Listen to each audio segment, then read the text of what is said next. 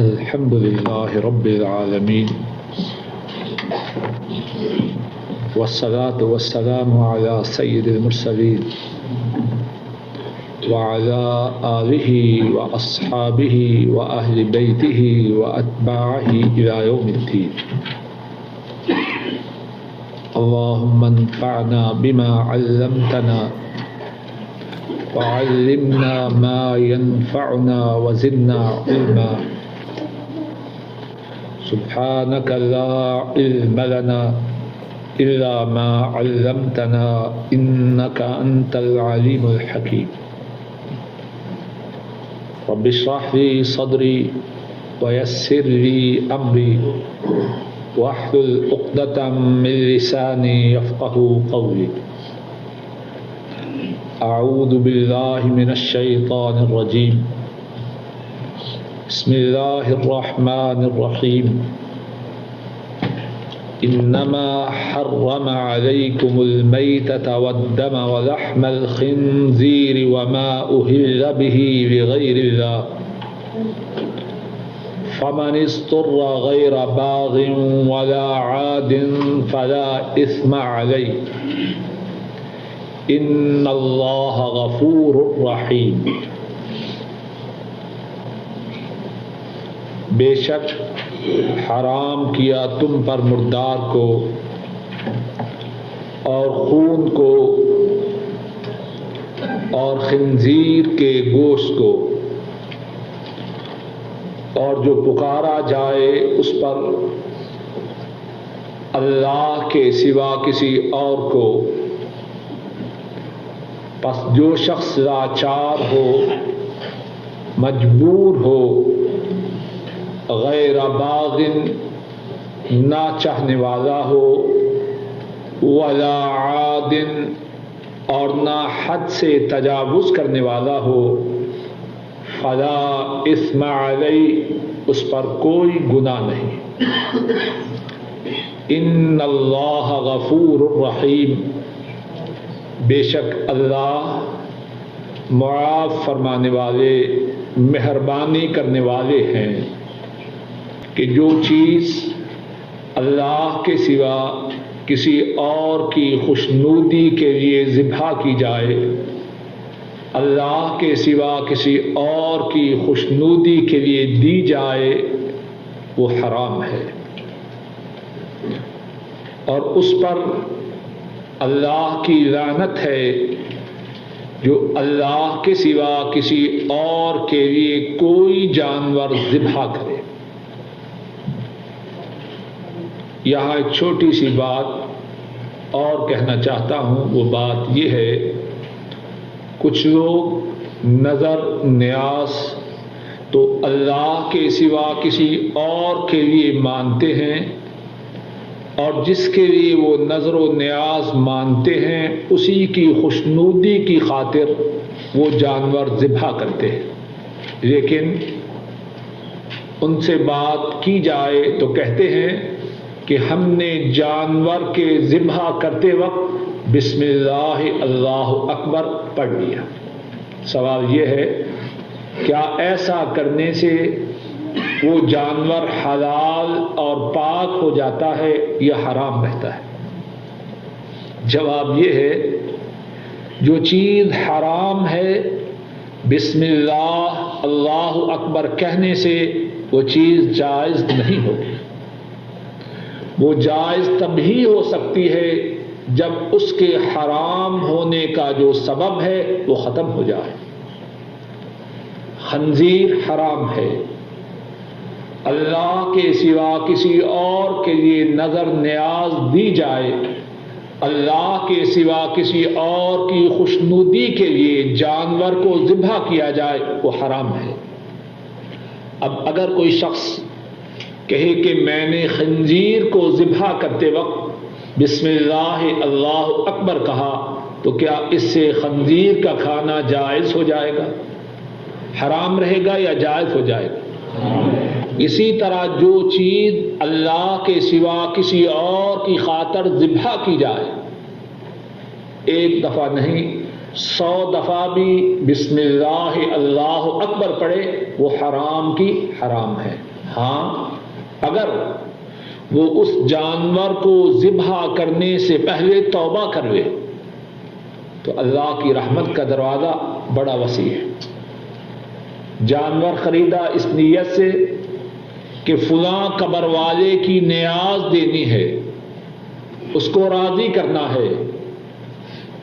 شیطان نے بہکایا تھا، بہک گیا، لیکن گھر پہنچا، جانور کی گردن پر چھری رکھنے سے پہلے کسی نے سمجھایا یا خود سمجھ گیا، اس کی سعادت مندی ہوئی. اللہ کے فضل و کرم سے اس حقیقت سے آگاہ ہو گیا کہ ایسا کرنا تو حرام ہے. جانور کی گردن پر چھری رکھنے سے پہلے اپنے سابقہ ارادہ سے توبہ کی اور اس بات کا عزم کیا کہ خریدا تو فلاں کے لیے تھا لیکن ایسا کرنا حرام ہے، میں اپنے اس ارادہ سے تائب ہوتا ہوں، اب اللہ کے لیے ذبح کرتا ہوں تو ایسا جانور حلال ہے. تو بات کا خلاصہ یہ ہے، اگر ارادہ و نیت وہی ہے کہ فلاں کی نظر ہے، فلاں کی نیاز ہے، فلاں کے لیے ذبح کر رہا ہوں، بسم اللہ اللہ اکبر پڑھے یا نہ پڑھے ہر دو صورت میں حرام ہے. ہاں اگر ذبح کرنے سے پہلے اپنی نظر سے تائب ہو جائے، ایک اللہ کی خوشنودی کی خاطر ذبح کرے تو پھر وہ جائز ہے. ایک اور چھوٹی سی بات اس کے ساتھ سمجھ لیجیے، صدقہ و خیرات کرنا تاکہ اس کا ثواب فوت شدگان کو پہنچے، ایسا کرنا درست ہے. کچھ لوگ یہاں بھی مغالطہ دیتے ہیں کہ ہم تو یہ چاہتے ہیں کہ اس کا ثواب فلاں کو پہنچے. یہ الگ مسئلہ ہے. اگر کوئی شخص اپنے والد، اپنی والدہ، اپنے کسی عزیز، اپنے کسی رشتہ دار، کسی فوت شدہ شخص کی طرف سے صدقہ و خیرات کرنا چاہے، ایسا کرنا درست ہے اور اللہ کے فضل و کرم سے فوت شدہ کو اس کا ثواب ملنے کی قوی امید ہے. یہ الگ بات ہے. خیرات کرنا کہ اس کا ثواب فوت شدہ کو پہنچے، یہ بات جائز اور درست ہے، اس میں کوئی قباحت نہیں. بات کو اچھی طرح سمجھ لیجیے. جو قباحت کی بات ہے کہ کسی کے نام پر، یعنی اس کو راضی کرنے کے لیے، اس کی خوشنودی کے لیے، اس کی رضامندی کے حصول کے لیے جانور کی گردن پر چھری پھیرنا، یہ حرام ہے. بات واضح ہے کہ نہیں؟ کیوں جی؟ پھر عرض کروں یا بات واضح ہے؟ کیونکہ عام طور پر ان دونوں باتوں کو ایک دوسرے میں خلط ملط کرنے کی کوشش کی جاتی ہے. دونوں باتوں میں بہت فرق ہے. ایک حرام ہے، شرک ہے، اور اتنا بڑا شرک ہے کہ جس جانور کو اس طرح ذبح کیا جائے اس کا شمار مردار، خون اور خنزیر کے ساتھ ہے. کتنا فرق ہے. اور دوسرا جو کام ہے، اپنے کسی عزیز، اپنے کسی رشتہ دار کی طرف سے صدقہ و خیرات کرنا، اللہ سے امید ہے کہ اس کو بھی ثواب ہوگا اور جو ان کی طرف سے صدقہ و خیرات کر رہا ہے اس کے لیے بھی اللہ کے ثواب کے ملنے کی انشاءاللہ توقع ہے. دونوں باتوں میں بہت فرق ہے. اب اس کے بعد فرمایا فَمَنِ اسْتُرَّ غَيْرَ بَاغٍ وَلَا عَادٍ فَلَا إِثْمَ عَلَيْهِ. اگر کوئی شخص مجبور ہو جائے، بھوک ہے اور اتنی شدید بھوک ہے اگر کچھ نہ کھائے تو مر جائے گا، یا اس کے جسم کا کوئی حصہ ضائع ہو جائے گا، اب حلال کھانے کے لیے کچھ نہیں، مردار ہے یا خنزیر ہے یا خون ہے یا غیر اللہ کے نام کی دی ہوئی چیز، کوئی ایسی چیز ہے جس کو اللہ نے حرام کیا ہے، کیا کرے؟ بھوک سے مر جائے یا اس کو کھا لے؟ اللہ فرماتے ہیں پس جو شخص مجبور ہو غیر باغ، اس کے دل میں پہلے سے یہ خواہش نہ ہو کہ میں نے اس کو کھانا ہے، بس موقع کی تلاش میں ہے کب بہانہ بنے اور میں خنزیر کھاؤں، یہ نہ ہو۔ غیر باغ، مجبوری تو ہے لیکن دل میں اس کے کھانے کا جذبہ، اس کے کھانے کی خواہش نہیں، دل میں نفرت ہے۔ اور نفرت کیوں نہ ہو، وہ اللہ کا غلام ہے، جس چیز کو اللہ نے حرام قرار دیا ہے اس کے کھانے کے لیے اس کے دل میں رغبت کیوں اور کیسے ہو؟ بس جو شخص مجبور ہو غیر باغ، چاہنے والا نہ ہو، ولا عاد، اور حدود سے تجاوز کرنے والا نہ ہو۔ کیا مقصد؟ بڑی بھوک ہے، اتنی بھوک ہے کہ اگر نہ کھائے تو مر جائے یا جسم کا کوئی حصہ ضائع ہو جائے۔ اب صرف خنزیر موجود ہے، کیا کریں؟ کیلو خنزیر لے کر خوب سیر ہو کے کھائے؟ نہیں۔ ولا عاد، حد سے تجاوز نہ کرے، اتنا کھا لے جس سے اس کی موت کا خطرہ جو بھوک کی شدت کی وجہ سے ہے وہ ٹل جائے۔ ولا عاد، حد سے تجاوز کرنے والا نہ ہو۔ فلا اثم علیہ، ایسے شخص پر حرام کردہ چیزوں میں سے کوئی چیز کھانے کی وجہ سے کوئی گناہ نہیں۔ اللہ کتنے رحیم ہیں، کتنے رحمان ہیں، کتنے مہربان ہیں۔ اور پھر فرمایا ان اللہ غفور رحیم، اللہ کی طرف سے مجبوری کی حالت میں نہ چاہتے ہوئے اور حدود سے تجاوز نہ کرتے ہوئے جو کھانا ہے، اس پر جو گناہ نہیں، اس پہ کوئی تعجب نہ کرے، اس پہ کوئی تعجب نہ کرے۔ حاکم و مالک ہیں کون؟ جن کی طرف سے یہ انسٹرکشنز مل رہی ہیں، جن کی طرف سے یہ رولز اینڈ ریگولیشنز آ رہے ہیں، وہ ہے کون؟ ان اللہ غفور الرحیم، بے شک اللہ، تحقیق سے فرمایا بے شک اللہ معاف کرنے والے مہربان ہیں۔ وہ اپنے بندوں پہ ظلم تو نہیں کرنے والے، جو ان کے احکامات کی پابندی کرنا چاہے اور استثنائی طور پر ایکسیپشنلی ان کے احکامات کی پابندی نہ کر پائے تو وہ ظالم تو نہیں، وہ تو معاف کرنے والے مہربان ہیں۔ یہاں اس بات کی طرف توجہ کیجیے، بہت سے لوگ اپنی نادانی اور جہالت کی وجہ سے یا دین دشمنی کی وجہ سے یہ کہتے ہیں ٹھیک ہے لیکن دین بڑا مشکل ہے، اس پر چلنا ممکن نہیں۔ ذرا بات کی طرف توجہ کیجیے، یہ بات بظاہر معمولی ہے لیکن اپنے اندر بہت بڑا گناہ سموئے ہوئے۔ اللہ نے انسانیت کے چلن کے لیے، انسانیت کے نظام کو چلانے کے لیے جو تعلیمات دی وہ مناسب ہیں یا غیر مناسب؟ اگر کہیں کہ دین پر چلنا ممکن نہیں تو کیا مطلب؟ کہ اللہ ایسے مالک ہیں، اللہ ایسا نظام دینے والا ہے جو ناقابل عمل ہے۔ اللہ کی یہ کوئی مثال نہیں۔ اگر کوئی قانون ساز ادارہ، اگر کوئی لیجسلیچر ایسی قانون سازی کرے جس پہ عمل کرنا ممکن نہ ہو تو ان کے متعلق کیا کہا جائے گا؟ ان کو لوگ عقل مند کہیں گے یا مجنون کہیں گے؟ کچھ بات واضح ہے کہ نہیں؟ اللہ کے متعلق یہ کہنا کہ اللہ کا جو دین ہے اس پر چلنا ممکن نہیں، بہت بڑی گناہ کی بات ہے، ہم میں تقصیر ہے، ہم میں کوتاہی ہے، لیکن اللہ کے دین پر چلنا ناممکن نہیں. ایسا کہنا انتہائی بڑی غلطی ہے، نوٹ کر لیجیے.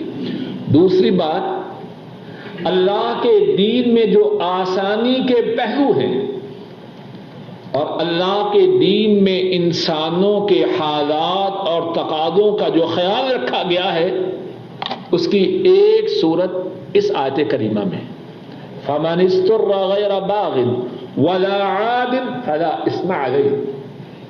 یہاں اندھا نگر نہیں کہ بس جو بات کہہ دی اب دیکھنا نہیں کہ اس پہ عمل ممکن ہے کہ نہیں. ایک رول آیا، اس کے ساتھ ایکسیپشنل کیسز ان کا بھی خیال رکھا گیا، کیونکہ یہ نظام ایسا ہے، یہ دین ایسا ہے جس پر انسانیت کو چلانا ہے اور چلنا ہے. اگر حالات استثنائی ہیں، ایکسیپشنل کیسز ہیں، تو اس کے لیے بھی قاعدہ و ضابطہ موجود ہے. فَمَنِ اسْتُرَّ غَيْرَ بَاغٍ وَلَا عَادٍ فَلَا إِثْمَ عَلَيْهِ. ایک اور بات یہاں سمجھ لیجئے، بعض لوگوں میں ایک اور بہت عام بیماری ہے، جب بھی دین کی مخالفت کرنا چاہیں تو کہتے ہیں ٹھیک ہے لیکن ہم مجبور ہیں، اور مجبوری میں اجازت ہے. یہ بات سنتے ہیں کہ نہیں؟ اور اللہ معاف کرے، شیطان نے ہم میں سے بہت سے لوگوں کو اتنا بہکایا ہے، اتنی زیادہ نافرمانی کرتے ہیں اور شیلٹر لیتے ہیں اس بات سے کہ جی مجبور ہے اور مجبوری میں سب کچھ معاف ہے. یہ جو مجبور کا لفظ ہے، اس کی کچھ حدود ہیں یا ویسے کھلی بات ہے؟ موم کی ناک ہے، جیسے چاہی پھیری، ایسی بات نہیں. مجبوری یا ضرورت جس کی وجہ سے حرام کھانے کی اجازت ہے وہ یہ ہے، جس طرح کہ امام ابن الجوزی نے اپنی کتاب زاد المسیر جو قرآن کریم کی تفسیر ہے اس میں بیان کیا ہے. مجبوری کا مقصد یہ ہے کہ اگر حرام اس وقت نہ کھایا جائے یا انسان کی جان ختم ہو جائے یا اس کے جسم کا کوئی حصہ تلف ہو جائے، ختم ہو جائے، یہ ہے مجبوری. اب لذت کی خاطر، زبان کا ذائقہ بدلنے کی خاطر یا یورپ گیا، امریکہ گیا، اب جو آپشن ہے یا سبزی ہے یا خنزیر کا گوشت ہے، اور یہ بات لوگوں کے ساتھ ہوتی ہے. اب کہ جی مجبوری ہے، کیا کروں، اور خنزیر کھائے اور سمجھے کہ یہ مجبوری وہی ہے جس کی اللہ نے اجازت دی ہے. ایسی بات نہیں. سبزی کھا، ٹھیک ہے تجھے اللہ نے پیسے عطا فرمائے ہیں کہ تو گوشت خرید سکتا ہے، لیکن اللہ کے دیے ہوئے پیسوں کو حرام کے خریدنے پر صرف نہ کر. اگر تو سبزی کھائے گا تو کیا مر جائے گا؟ یہ بات سمجھ. اسی طرح ہمارے ہاں اس سے ملتا جلتا مسئلہ سود کا ہے. لوگوں نے سود کے دروازے کو ضرورت کے نام پر کتنا کھول رکھا ہے.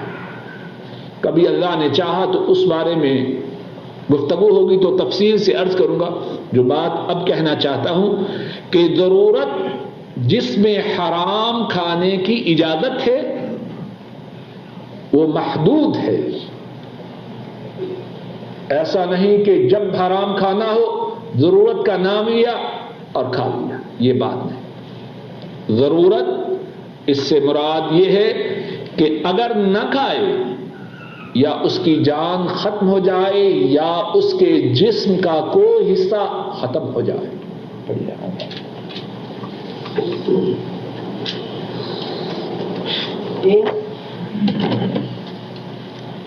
ان الذين يكتمون ما انزل الله من الكتاب، بے شک وہ لوگ جو چھپاتے ہیں جو اللہ نے نازل فرمایا کتاب سے، وَيَشْتَرُونَ بِهِ ثَمَنًا قَلِيلًا، اور خریدتے ہیں اس کے ساتھ تھوڑا دام. اولئک ما یأکلون فی بطونہم الا النار، یہ لوگ نہیں ڈالتے اپنے پیٹوں میں مگر آگ۔ ولا یکلمہم اللہ یوم القیامہ، اور نہ گفتگو کریں گے اللہ ان سے قیامت کے دن۔ ولا یزکیہم، اور نہ ان کو پاک کریں گے۔ وَلَهُمْ عَذَابٌ علیم، اور ان کے لیے دردناک عذاب ہے۔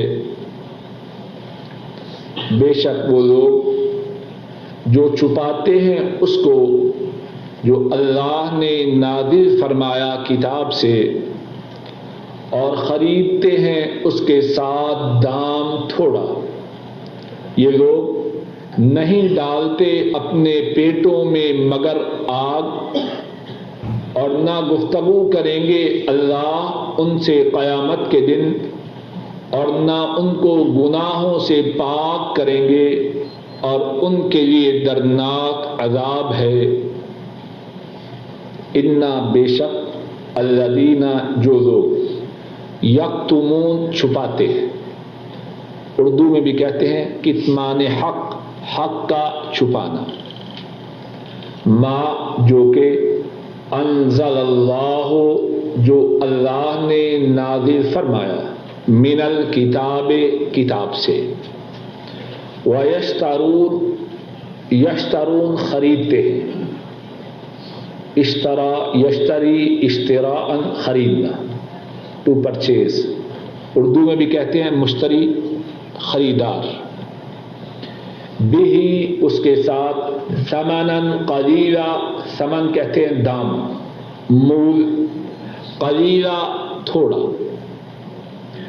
اولئک ما یأکلون فی بطونہم، یہ لوگ، اکل یاکل، کھانا، اور یہاں معنی ہے ڈالنا، فی بطونہم، اپنے پیٹوں میں، بطن، اس کی جمع ہے بطون، معنی ہے پیٹ، الا النار، مگر آگ، ولا، اور نہ، یکلمہم، کلم یکلم، تکلیم، بات کرنا، اور اسی سے موسیٰ علیہ السلام کا وصف یا لقب ہے کلیم اللہ، اللہ نے ان سے بات کی۔ ولا یکلمہم اللہ، اور اللہ ان سے بات نہ فرمائیں گے قیامت کے دن۔ ولا یزکیہم، اور نہ ہی ان کو گناہوں سے پاک کریں گے۔ زکا، یزکی، تزکیہ، اس سے مراد ہے پاک کرنا، اردو زبان میں بھی کہتے ہیں تزکیہ نفس، نفس کو پاک کرنا۔